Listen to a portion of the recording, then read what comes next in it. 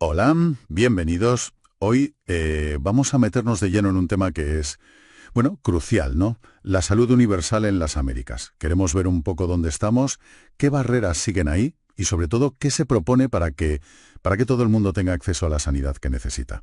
Y sin que le cueste un riñón, claro. Porque la pandemia, lo puso todo patas arriba. Y para este análisis tenemos dos informes bastante frescos, de 2024. Uno es de la OPS, la Organización Panamericana de la Salud. Este se centra mucho en las brechas, en quién se queda fuera y en la protección financiera, o la falta de ella. Y luego hay otro, conjunto, de la OPS y la CEPAL, la Comisión Económica para América Latina y el Caribe, que básicamente dice, oigan, inviertan ya en salud, que es urgente, para reducir desigualdades y, bueno, para cumplir los ODS, los Objetivos de Desarrollo Sostenible. Así que esa es la idea hoy, sacar el jugo a estos informes, ver qué dicen los datos del acceso real, de la cobertura, de lo que pagan las familias y de la atención primaria, que parece la clave de bóveda. ¿Empezamos? Venga, pues vamos al marco general primero. Siempre pensamos en la salud como algo individual, ¿verdad? Mi salud. Pero estos informes machacan una idea. La salud es la base para el desarrollo sostenible. En todo, ¿eh? Social, económico, ambiental.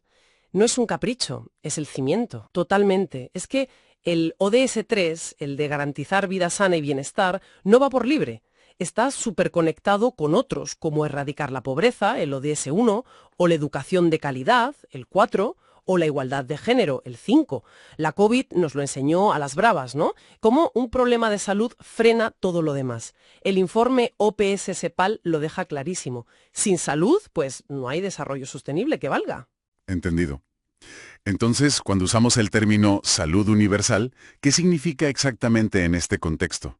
La OPS lo define, ¿no? Sí, sí lo define muy bien. A ver, básicamente es que todas las personas, todas las comunidades tengan acceso, sin discriminación. Acceso a servicios de salud que sean integrales, o sea, desde prevenir hasta curar y rehabilitar. Y que estos servicios sean adecuados, lleguen a tiempo, sean de calidad y que respondan a las necesidades reales.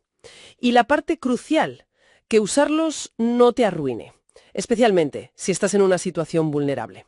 Esa es la clave. Vale, ese es el objetivo, la meta. Suena muy bien. Ahora, bajemos a la arena, la realidad. ¿Cómo de cerca o de lejos estamos de eso en las Américas? Hay un indicador que usa la OPS, las necesidades insatisfechas de atención de salud. ¿Qué mide eso? Pues mide justo eso, la gente que necesitó ir al médico o recibir algún tipo de atención sanitaria.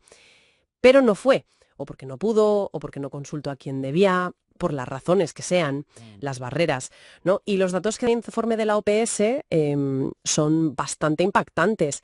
La variación entre países es brutal. ¿Brutal en qué sentido? ¿Mucha diferencia? Muchísima. Tienes países con un 3,2% de gente con necesidades insatisfechas y otros, bueno, citan el caso de Perú en 2022, con un 73,3%. 73%. Es una barbaridad. Una barbaridad. El promedio regional, para que te hagas una idea, está en torno al 35%. Más de una de cada 3 personas. Más de un tercio. Es muchísima gente que necesita atención y no la recibe. Y supongo que esto no afecta a todos por igual. No, claro. Hay una relación bastante directa con la pasta, con el nivel de ingreso del país. Los países de ingresos altos, en promedio, tienen un 23% de necesidades insatisfechas. Pero en los de ingresos medianos altos sube al 35% y en los medianos bajos se dispara al 49%, casi la mitad. La mitad de la población en los países con menos recursos. Uf. Y dentro de cada país, porque las medias a veces esconden mucho. Exacto, ahí está el kit de la cuestión. Y sí, los datos internos son muy reveladores. Por lo general, la gente con menos ingresos, el quintil más bajo, tiene más problemas para acceder. El promedio regional es del 38,5% para ellos, frente a un 32,8% en el quintil más alto. O sea, la desigualdad se nota. Se nota. Pero ojo, que hay excepciones. Mencionan Bolivia, Costa Rica, República Dominicana. Ahí, según los últimos datos, parece que la relación se invierte. Curioso. Y la brecha entre ricos y pobres varía un montón. En México o El Salvador es muy grande, más de 15 puntos de diferencia. Pero en Chile o Colombia, por ejemplo, es mucho más pequeña, solo unos 2 puntos. Eso sugiere que las políticas que aplica cada país marcan la diferencia, ¿no? Sin duda. Marca mucho la diferencia. Vale, ¿y cuáles son esas barreras? Si tanta gente no accede, ¿qué se lo impide? ¿Es solo dinero? No, no es solo dinero, aunque también el informe de la OPS las agrupa, y las más comunes en la región son las que llaman organizacionales. Organizacionales. ¿Qué es eso? Papeleo. Papeleo, sí, pero también listas de espera larguísimas, horarios que no vienen bien a nadie, que el sistema sea un lío para conseguir cita. Problemas de cómo funciona el chiringuito, digamos. Después de esas vienen las barreras de disponibilidad. O sea, que no hay médicos suficientes, o faltan medicinas, o no hay máquinas. Vale. Luego las geográficas. Vivir lejos, no tener transporte. Las financieras, claro. No tener dinero para pagar, o no tener seguro. Y por último, las de aceptabilidad. Que no te fíes del médico. O barreras culturales de idioma. Entiendo. O sea que los problemas de organización, las esperas y la burocracia son súper importantes en muchos sitios. Sí, parece que sí. Dan ejemplos. En Canadá, Costa Rica, Paraguay. Esas son las que más pesan. En cambio, en El Salvador, el principal problema que reporta la gente es la disponibilidad. Que no hay, directamente. Cada país con sus líos. Y la pandemia. ¿Cómo le dio a todo esto? Porque me imagino que bien no le sentó. Pues no, fatal. El informe de la OPS es muy claro. La COVID empeoró el acceso para todos, ricos y pobres. Las necesidades insatisfechas subieron de media un 20% entre antes de la pandemia y 2020. Un 20% más. Ujú. Sí, y lo peor es que, como casi siempre, los más pobres, los quintiles de ingresos más bajos, fueron los más perjudicados. Lo vieron en Chile, Colombia, El Salvador, México, Paraguay, Perú, en casi todos los sitios analizados. ¿Y nos hemos recuperado de ese golpe? ¿Hemos vuelto a los niveles de antes? Pues parece que no del todo, y no de forma uniforme. Los datos más recientes, hasta 2021 o 2022, muestran caminos distintos. Países como Chile o Ecuador parecían seguir con niveles altos de necesidades no cubiertas. Otros, como Bolivia o Perú, tendían a volver a como estaban antes. Y luego, casos como Colombia, que son curiosos, una bajada muy fuerte después del pico, sobre todo entre los más pobres, mientras que los más ricos aguantaron mejor incluso durante la crisis. Qué complejo. O sea, que el acceso real, el ir al médico cuando toca, es un problemón. Desigual, además. Pero, ¿y la cobertura sobre el papel? El tener derecho a servicios aunque luego cueste llegar. El informe también mira eso, ¿no? Con el índice de cobertura. Sí, exacto. Es el indicador 3.8.1 de los ODS. Mide, en una escala de 0 a 100, cómo de cubiertos están una serie de servicios básicos esenciales, desde salud reproductiva y materna, infantil, control de infecciosas, manejo de no transmisibles y la capacidad general del sistema. Y ahí, bueno, la región había mejorado bastante. Pasó de 66 puntos en el año 2000 a 80 en 2019. 80 sobre 100 no suena mal como media regional justo antes de la pandemia. No está mal, ¿no? Pero llegó la COVID y... batacazo. Cayó a 74 en 2021. Y aunque había un 20% de países que seguían por encima de 80, la mayoría, más del 70%, estaban entre 60 y 79. Pero hay una cosa que preocupa, y que ya venía de antes de la pandemia. ¿El qué? El estancamiento o incluso retroceso en la cobertura de las enfermedades no transmisibles, diabetes, problemas de corazón, que son cada vez un problema mayor en las Américas, y parece que los sistemas no se han puesto las pilas del todo con eso. O sea que incluso donde hay cobertura oficial puede haber agujeros, sobre todo en enfermedades crónicas. Pero claro, tener cobertura no significa poder pagarla. Y ahí entramos en la protección financiera, el otro gran tema. Gasto de bolsillo, gasto catastrófico, gasto empobrecedor. Los nombres ya asustan. Y con razón. El gasto de bolsillo, el directo, es lo que pagas tú cuando vas al médico o compras la medicina. Y como dicen los dos informes, es la peor forma de financiar la salud, la más injusta y la menos eficiente. ¿Por qué la peor? Pues porque echa para atrás a la gente, sobre todo a los que tienen menos dinero, o les obliga a elegir, ¿compro la pastilla o pago el alquiler? Entiendo. ¿Y cuánto pesa este gasto en la De región? la atención ¿Es médica mucho? a la... Es bastante, sí. En 2021 era casi el 30%, un 29,6% de todo lo que se gastó en salud en las Américas. Es verdad que iba bajando un poquito antes de la COVID, pero sigue siendo altísimo. Y otra vez, unas diferencias bestiales entre países. Tienes Granada o Guatemala con más del 50%. La mitad del gasto en salud sale del bolsillo de la gente. ¿La mitad? Sí. Y en el otro extremo, Colombia, Estados Unidos, Jamaica, por debajo del 14%. Un culpable principal de esto, dicen, son las medicinas, que muchas veces no están cubiertas o tienes que pagar una parte importante. Casi un tercio del gasto total saliendo del bolsillo. Te da una idea de la presión para las familias. ¿Y cuándo esa presión es demasiada? Ahí viene el gasto catastrófico. Exacto. Catastrófico es cuando una familia gasta en salud más de un porcentaje de sus ingresos o gastos totales. A menudo se usa el 10%. Es una señal de que están sacrificando otras cosas importantes para pagar la atención médica. La OPS calculaba que en 2019, antes de la pandemia, esto afectaba a casi 80 millones de personas en la región, un 8% de la población. 80 millones. Sí. Y datos más recientes, aunque son más puntuales, dan cifras como un 12,6% en Estados Unidos en 2021 o un 5,7% en Bolivia, un 4,4% en México en 2020. Gente con gastos catastróficos. Un 8% en 2019. Muchas familias pasándolo mal. Pero hay algo peor todavía, ¿no? El gasto empobrecedor. Sí. Y esto es lo más duro, quizá. Es cuando los gastos en salud te hacen caer por debajo del umbral de la pobreza. O si ya eras pobre, te hunden más todavía. Y las cifras para 2019 eran demoledoras. 146 millones de personas en las Américas, un 14,5% de la población. 146 millones. Es que cuesta hasta imaginarlo. Es una enormidad, y el informe lo desglosa bien.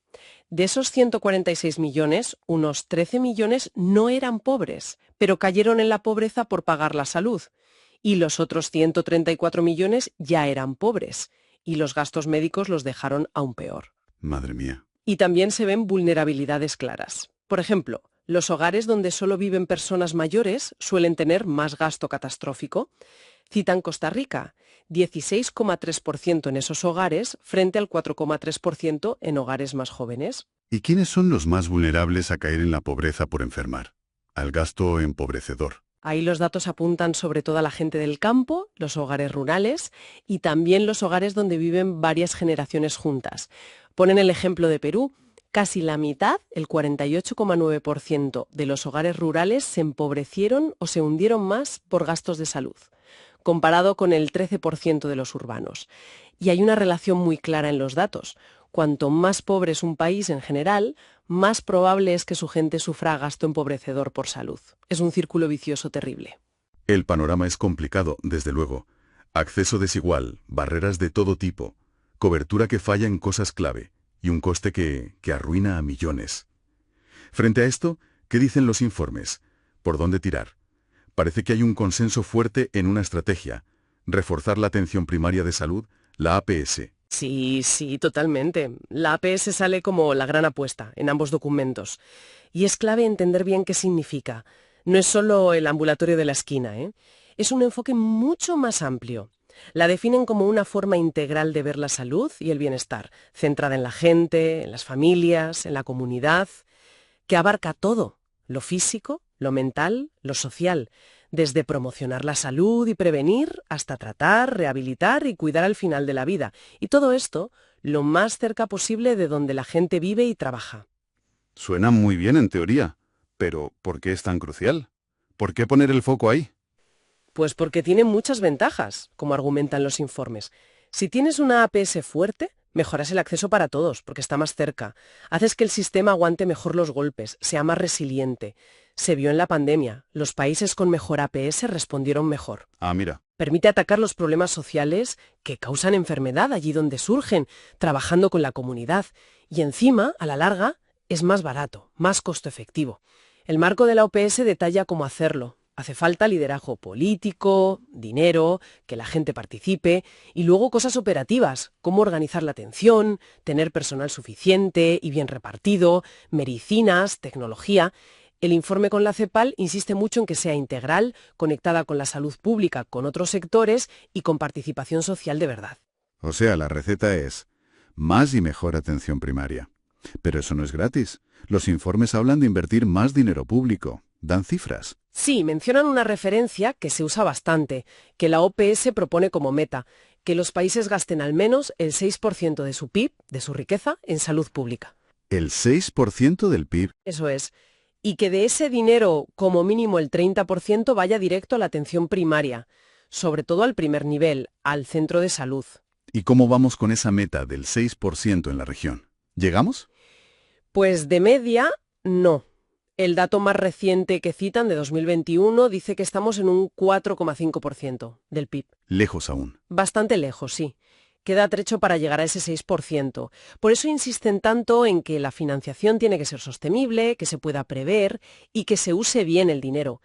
Y sobre todo, reducir lo que paga la gente de su bolsillo, que ya hemos visto que es lo peor.